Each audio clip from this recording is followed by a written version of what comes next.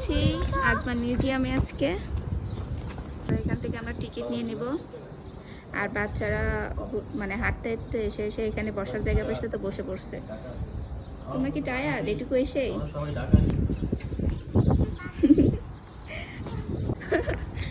Ticket নিয়ে হাতে থেকে বাতাসে টিকিট উড়ে গেছে। মাহির কাম।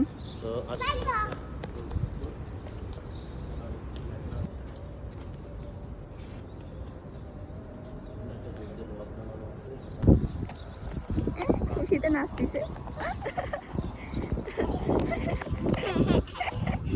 আরেকটু নাচো তো।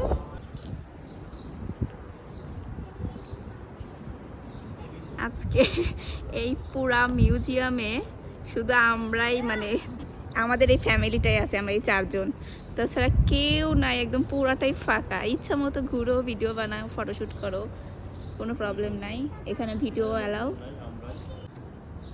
তো আমরা এখন এই মিউজিয়ামে সিঁড়ি দিয়ে উপরে উঠবো, উপরে উঠে দেখবো যে কেমন।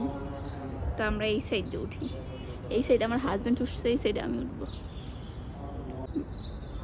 এই সিঁড়িগুলো একদম খাড়া খাড়া, মাহির উপরে উঠে নামতে এখন খুবই ভয় পাচ্ছে।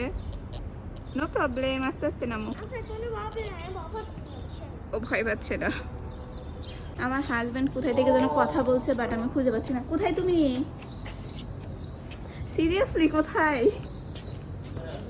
ও নো, এইখানে ঢুকতেছি। Ajman first radio station.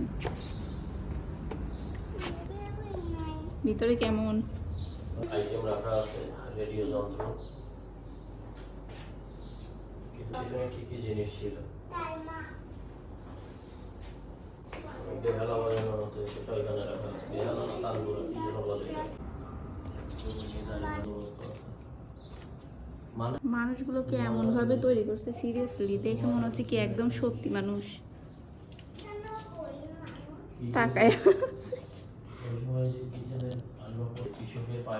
এখানে চাষ করা হয়, আগেকার দিনে এইভাবে চাষ করতো। তা আমরা এখন সিঁড়িতে উপরে উঠছি।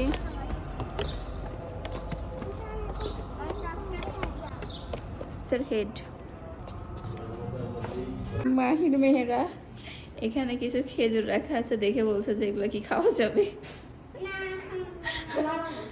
ওগুলো হচ্ছে এমনি বানায় রাখছে, বুঝতে পারছো?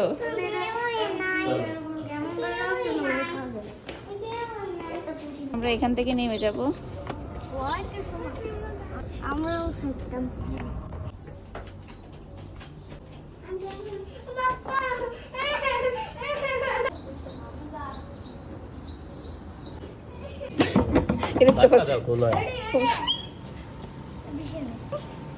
আমি এখানে ঢুকেই ফার্স্টে ভয় পেয়ে গেছি। ছোট বড়